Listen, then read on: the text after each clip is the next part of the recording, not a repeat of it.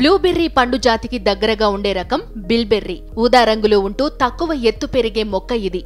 ఇవి సాధారణంగా అడవిలోనే పెరుగుతాయి. ప్రత్యేకంగా వీటిని పెంచడం చాలా కష్టం.